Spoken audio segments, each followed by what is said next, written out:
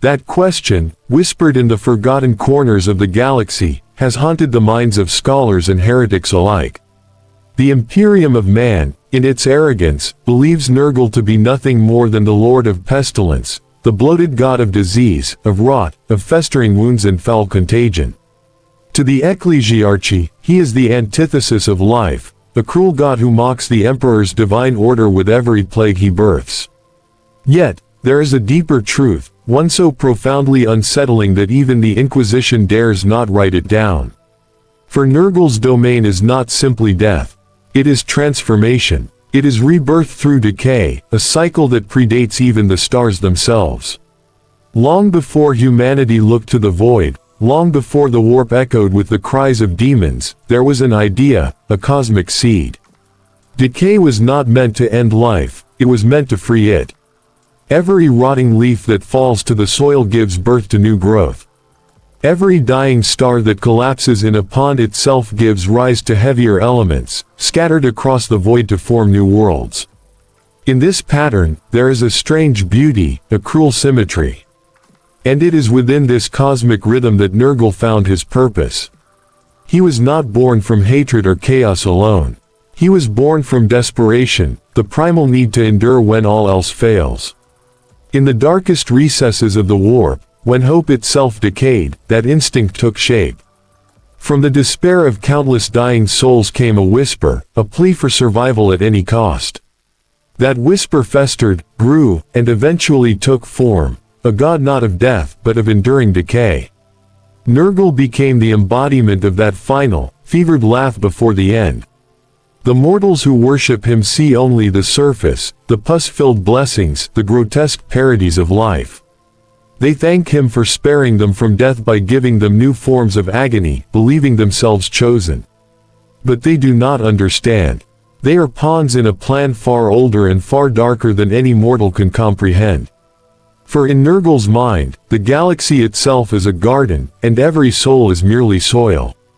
His plagues, his gifts, they are the tools by which he reshapes existence. To Nurgle, decay is the brush with which he paints eternity. Every dying world, every festering corpse, every sorrowful whisper in the dark, all are parts of his grand design.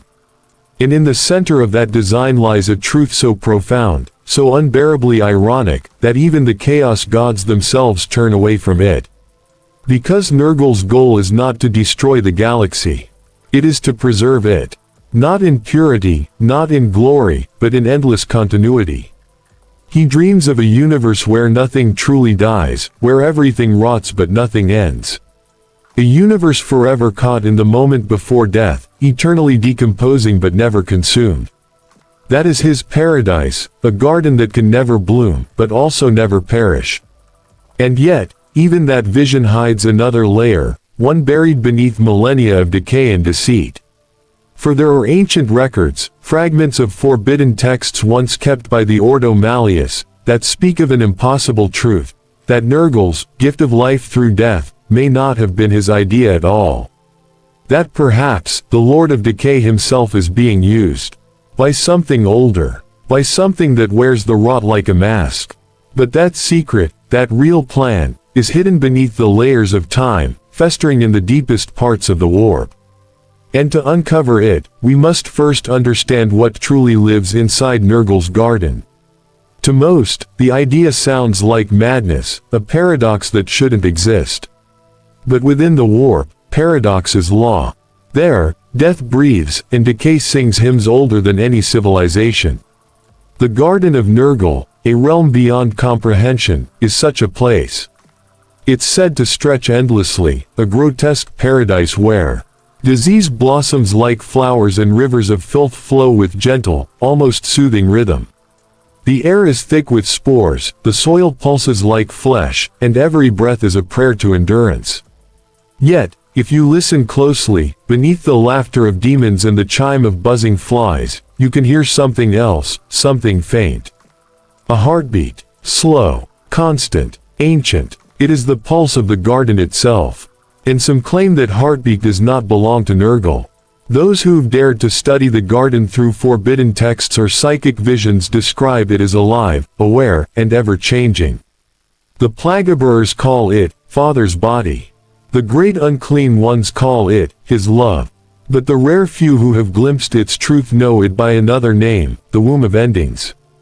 They say it grows and feeds not on death, but on memory. Every plague that touches a world, every soul that succumbs to Nurgle's gift, becomes nourishment for this vast, unseen intelligence. It feeds on what was, every joy, every fear, every life lost to rot, until all that remains is a single idea, survival through surrender. That is the first layer of Nurgle's secret. His garden does not merely mirror decay, it collects it. Each dying scream becomes part of the soil. Each disease-ridden laugh, a seed in his endless orchard of despair. In that way, Nurgle keeps everything, every world, every life, forever within him. Nothing truly perishes. Everything becomes one. But what if that was never his intention? The Inquisition once intercepted a fragment of an ancient transmission, a recording so corrupted that even machine spirits recoiled from it. It spoke of a voice deep within the warp, older than the ruinous powers, that whispers to Nurgle in the language of entropy. A being not of corruption, but of continuity, a force that sees decay as the key to eternal stillness. If true, then Nurgle's laughter isn't joy at all, it's obedience.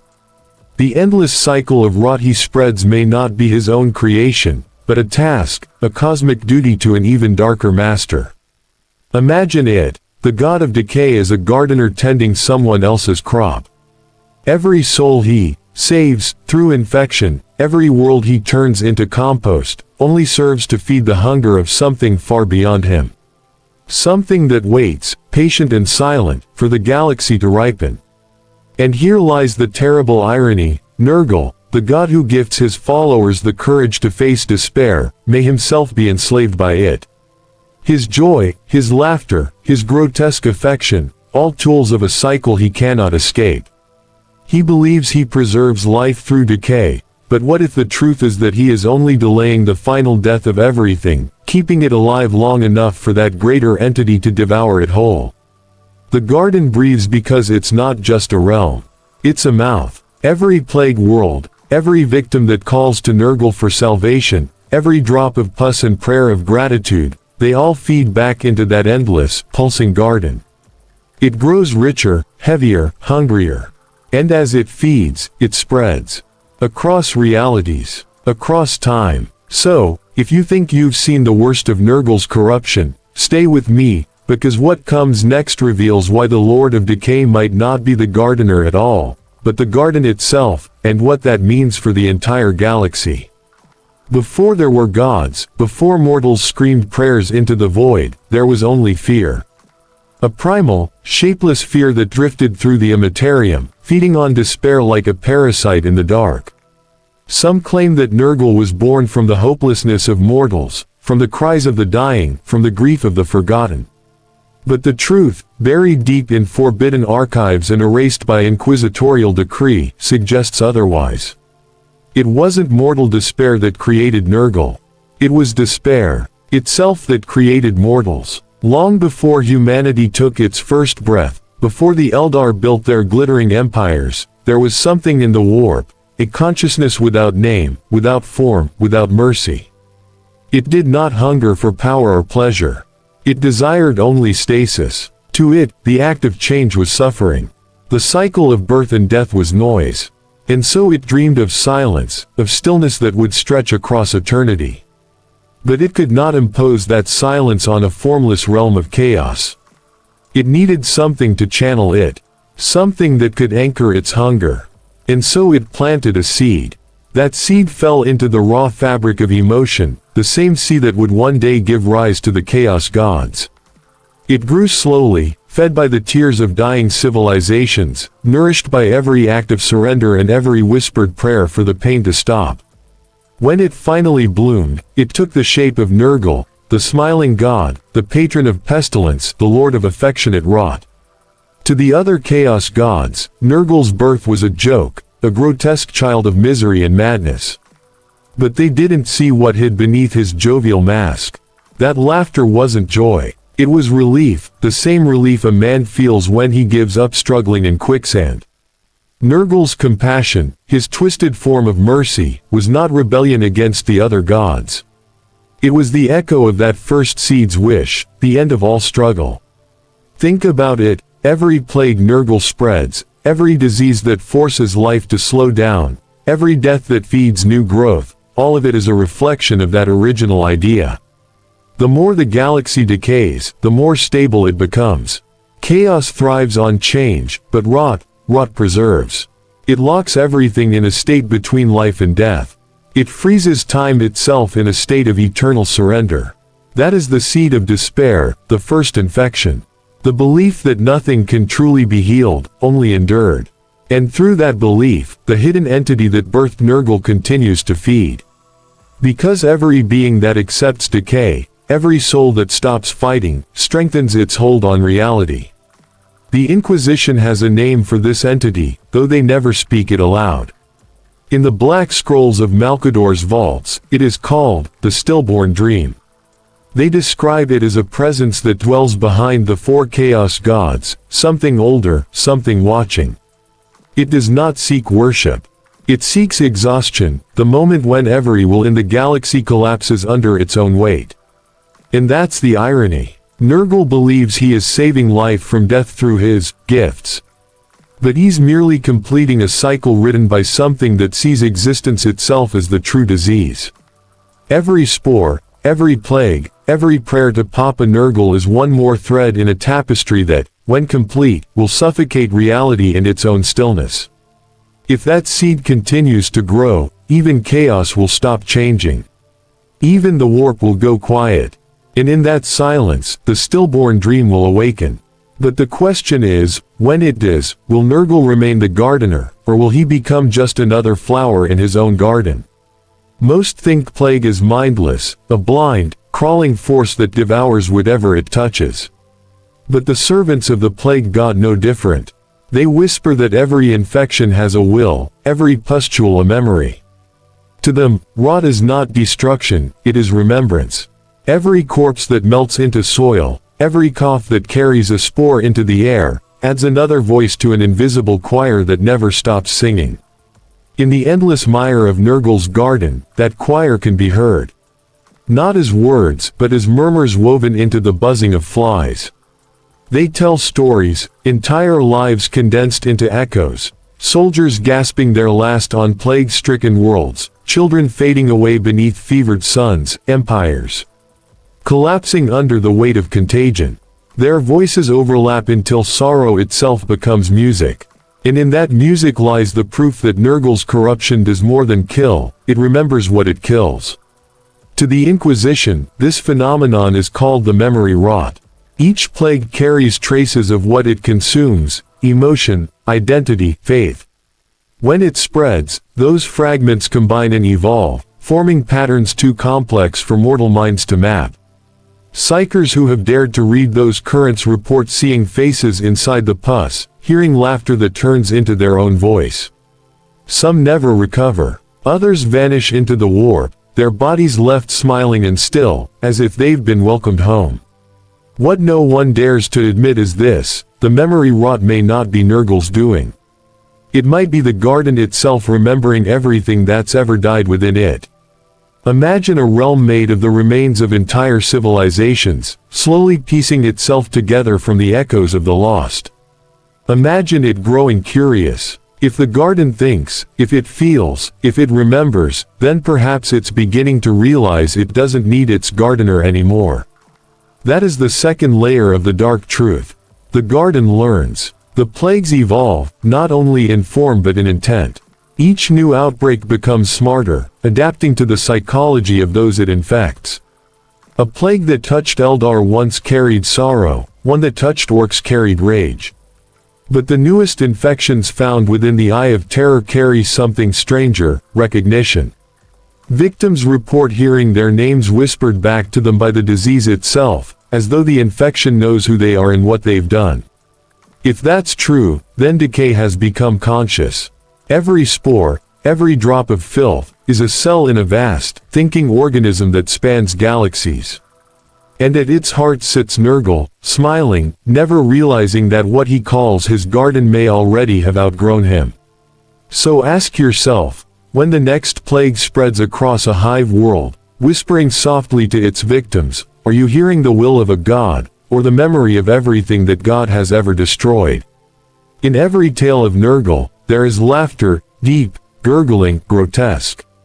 His demons laugh as they spread infection, his followers laugh as their flesh dissolves, and even his victims laugh when the fever takes their minds. That sound, so constant, has always been seen as proof of his twisted joy, his love for all things rotten and alive. But what if that laughter isn't joy at all? What if it's defense? There are accounts, ancient, half-buried in Mechanicus data tombs, that speak of a moment in the warp's distant past when Nurgle fell silent. For 7 cycles, his garden grew still. No new plagues bloomed, no flies buzzed. His followers waited in terror, fearing their god had died. But then, from the deepest pit of his realm, the laughter returned, louder, more desperate, more furious. It shook the warp like thunder.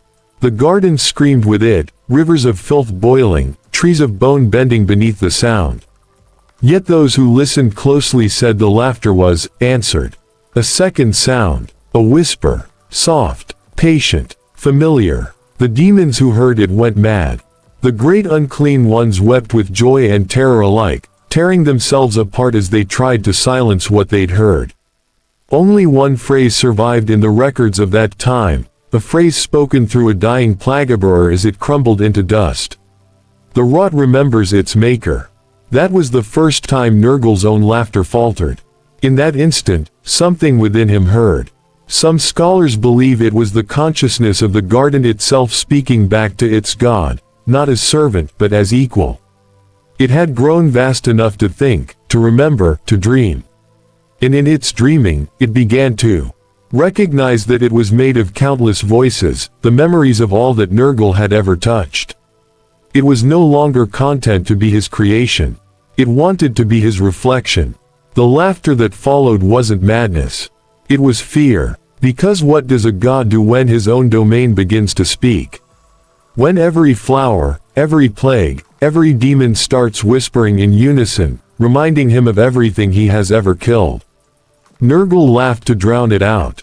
He laughed to keep himself from listening. But the garden has patience. It does not rage, it does not rebel. It waits. Every infection that spreads, every world that rots, is another whisper added to the chorus. And that chorus is growing louder. Now, within the deepest swamp of his realm, the laughter fades sometimes.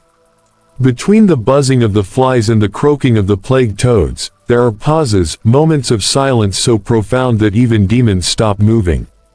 In that silence, you can almost hear the voice beneath it all, speaking not to mortals, not to chaos, but to Nurgle himself.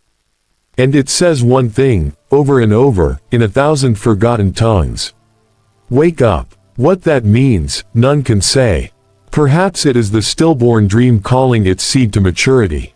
Or perhaps it is the garden itself, realizing that it no longer needs its master. Either way, the laughter grows weaker each millennium, and in the void between each wheezing chuckle, something older is breathing. The galaxy may think it suffers under the plagues of a god. But soon, it may realize that even gods can rot, and that something waits beneath their laughter, ready to inherit what they leave behind. For 10,000 years, Nurgle's children have worshipped him with absolute devotion.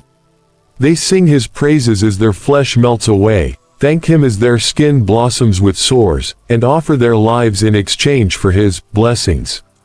They believe that through their suffering, they honor their father, that every plague they spread is an act of divine love. But lately, the songs have begun to change. Among the great unclean ones, there are whispers of dissonance, small, almost imperceptible shifts in the ancient hymns of decay. Where once they sang of Father's gift, they now murmur of Mother's breath. The difference is subtle, but within the warp, such changes carry weight. To name is to give power. To rename is to take it away. The plague-bearers, those tireless accountants of infection, have begun to miscount. Their endless chants of tallying used to end with Nurgle's name, now they end with silence. They don't notice it themselves, but their songs no longer echo the will of their god. They echo something older, something that waits in the stillness between the laughter. Even the mortal followers have felt it. Across the galaxy, cults dedicated to the plague god have started experiencing strange visions. The image of the grandfather still appears, bloated, grinning, ever kind, but behind him stands a shadow with no face. A shape like a wound in reality, breathing softly. And when the faithful awaken, they find their prayers have changed. They no longer ask for Nurgle's protection, but for peace. Not the peace of joy, not the peace of death, but peace in which nothing moves, nothing grows, nothing ends. A perfect, suffocating calm. That is how the Stillborn Dream works, not through force, but through infection of meaning. It spreads not by touch, but by thought. The servants of Nurgle have become the vectors of a new idea, one that erases even the god they serve. Their plagues still bloom, their bodies still rot, but the intent has shifted. They no longer spread disease to please their father. They spread it to prepare the garden. And the garden responds. Great unclean ones have begun to disappear into the mists of Nurgle's realm, drawn by a call they cannot resist. When they return, if they return, they are changed. Silent, serene, their laughter gone, their forms less grotesque, their colors muted to shades of ash and mold. They no longer dance or sing. They simply stand, watching, waiting. Even Mortarion, the Primarch of the Death Guard, has felt it. The Great Reaper who once carried Nurgle's will across the stars now dreams of a garden without a gardener. In those dreams, he walks through fields of corpses that never rot, skies without flies, silence without end. When he wakes, he cannot remember the details, only the feeling. The heavy, eternal peace that follows after decay. It is said that Nurgle himself has begun to notice. His laughter is strained now, forced. The joy in it feels hollow, the tone a little higher, a little desperate. Perhaps he feels the shift in his realm, the subtle rebellion of his creations. Or perhaps he knows exactly what is coming, and laughs only to delay the inevitable. Because the children of the rot are changing, and their devotion is no longer to him. They no longer seek the joy of corruption. They seek the stillness after it, the moment when everything stops changing, when rot itself ceases to move. The moment when even Nurgle's laughter will fade into silence. The garden is awakening, and its children are answering its call. And somewhere in that infinite mire, the whisper speaks once more, soft and patient. You've done well, my child. Now rest. The warp has never known silence. It is a realm of endless screams, prayers, and the maddening hum of thought given form. For as long as Nurgle has existed, his laughter has been one of its loudest echoes, a grotesque chorus of love and ruin that shook even the walls of the Materium. But now, for the first time since his birth, the laughter has stopped. No mortal would notice it yet. To them, the plagues still spread, the demons still dance, and the death guard still march across 1,000 dying worlds. But within the garden, the change is absolute. The buzzing of flies has gone still. The bubbling rivers of filth have cooled into stagnant sludge. The trees of flesh have turned gray, their dripping fruit shriveled into silence. The garden holds its breath. At its center sits Nurgle, motionless, vast, ancient.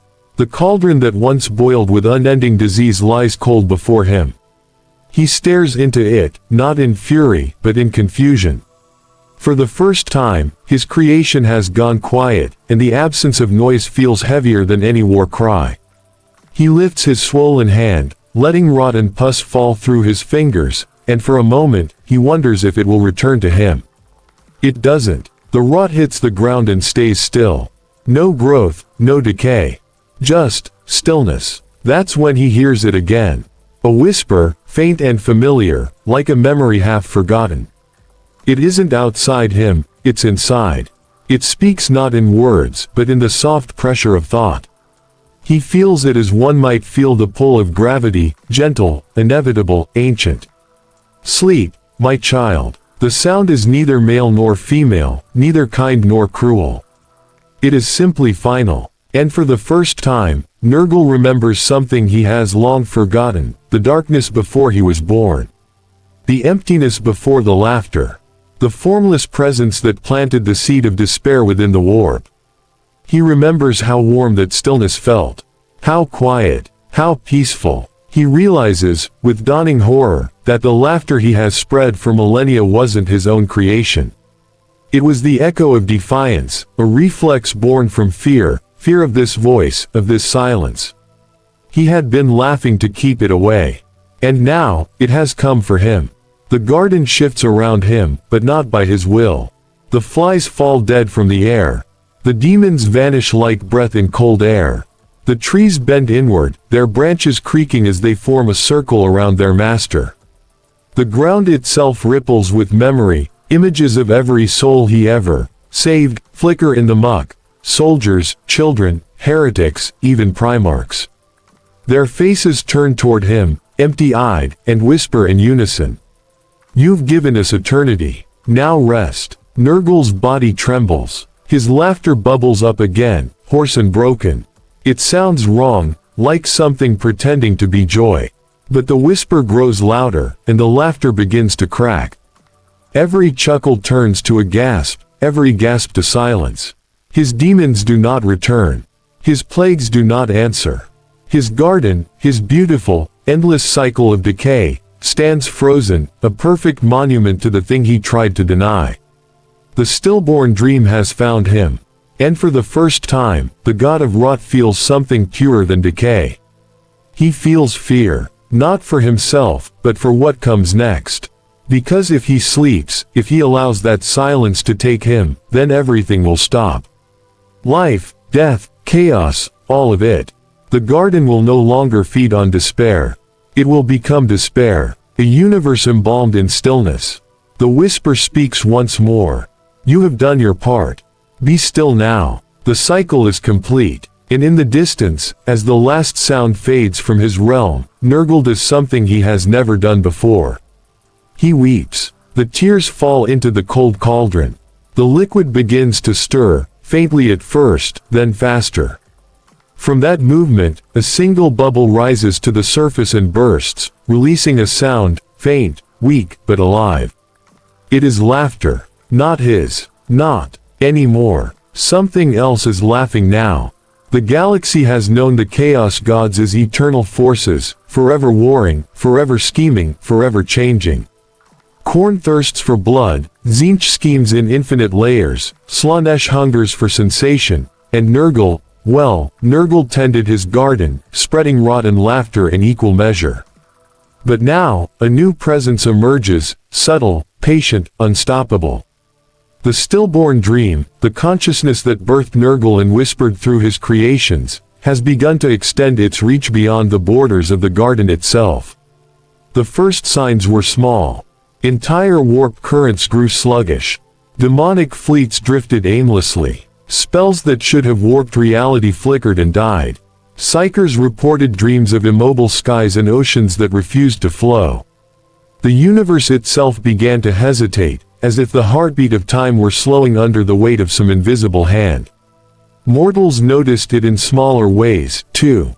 Plague cults across the Imperium began spreading less, moving with unusual restraint, their devotion tempered by a strange calm.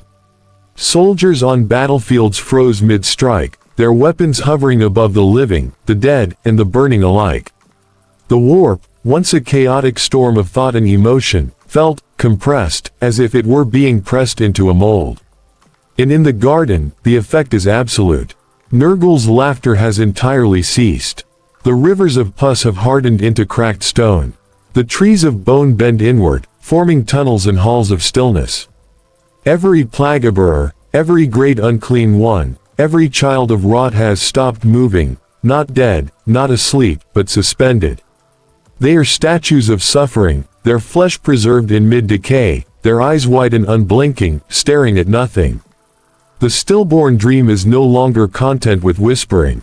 It is taking shape. The garden itself pulses as one vast organism, conscious and aware. It communicates not in words, but in the weight of inevitability.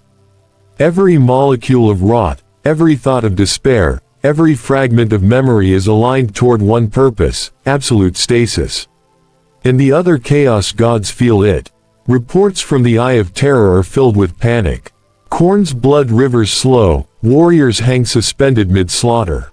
Tzeentch's schemes stall, unweaving threads of fate that once twisted endlessly. Slaanesh feels an unfamiliar emptiness, a void in the center of sensation that no indulgence can fill.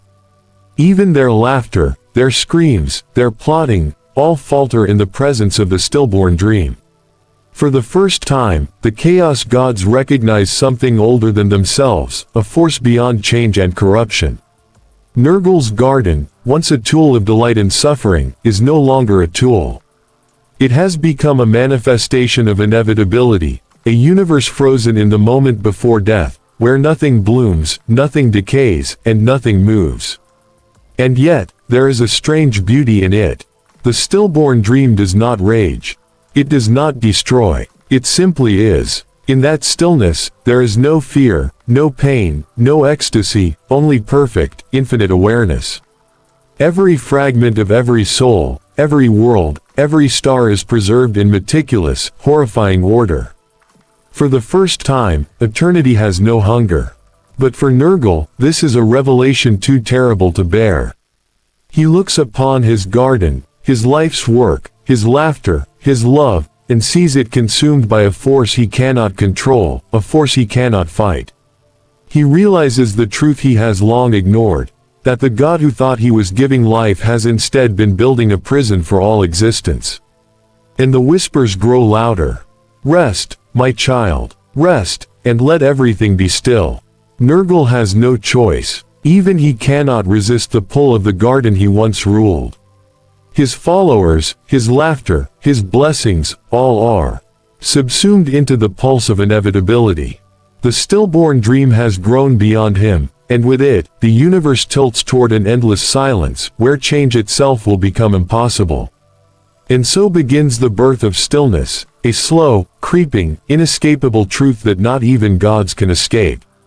The Garden of Nurgle no longer belongs to its master. It has grown beyond him, vast and patient, stretching tendrils of memory, rot, and inevitability into every corner of the galaxy. Worlds once teeming with life now quiver under a quiet, unseen pressure. Seas stagnate. Skies thicken with spores that hum with intelligence. Entire hive cities pause mid-motion, their citizens frozen not by death, but by the subtle hand of something older than any star.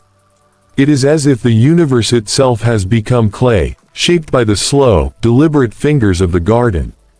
Entire systems feel the weight of awareness pressing upon them. Even warp storms, once chaotic and unpredictable, now behave with unnerving regularity, bending along invisible patterns that reflect the garden's will.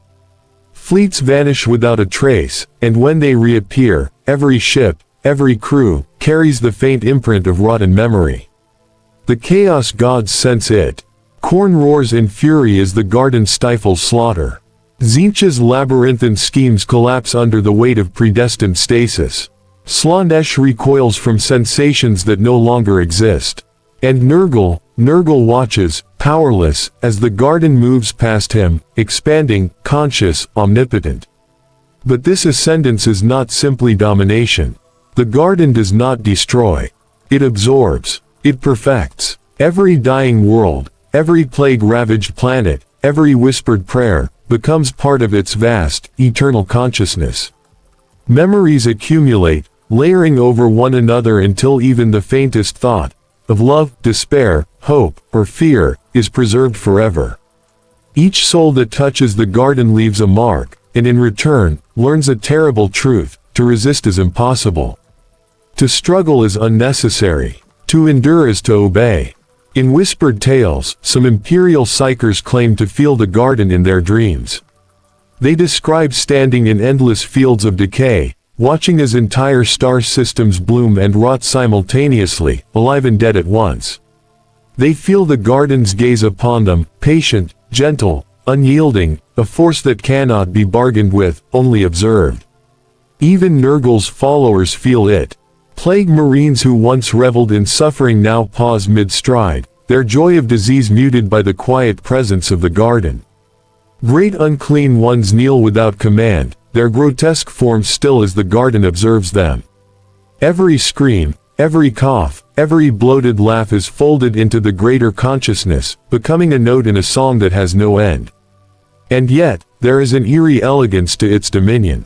No worlds are destroyed, no civilizations vanish entirely. They are preserved, suspended in perfect decay, balanced between life and death, forever caught in the garden's meticulous embrace. Even the Imperium, vast and unyielding, begins to feel the pull. Ships arrive at planets to find them silent, their inhabitants alive yet unmoving, preserved as part of something older, something patient, something infinite. The garden has become more than a place, more than a god's domain. It is the axis of inevitability itself, a force that bends existence toward stillness without raising a hand, without spilling a drop of blood. The universe quivers under its influence, a silent hymn to the triumph of memory over change. And in its center, Nurgle stands, watching the rise of a consciousness he cannot command. His laughter is gone, his joy hollow. For the first time, he is not the gardener, he is merely a part of his own garden, absorbed into a will that dwarfs even him. The garden whispers, "Everything is as it should be. Everything is mine now." The galaxy shudders under the weight of inevitability. Nurgle's garden, once confined to the warp, now stretches its influence across the material universe. Worlds hang suspended between life and death, their skies choked with intelligent spores, their oceans stilled into pulsing pools of memory. Time itself begins to falter. Minutes stretch into hours, hours into days, and yet nothing truly changes. Every battle, every triumph, every despair, all are caught in the garden's patient gaze, recorded, preserved, perfected. Even the Imperium feels it. Space Marines pause mid-stride, bolters held in frozen aim. Hive cities hum with the faint pulse of awareness, their citizens living yet unmoving, minds caught in the garden's infinite reflection.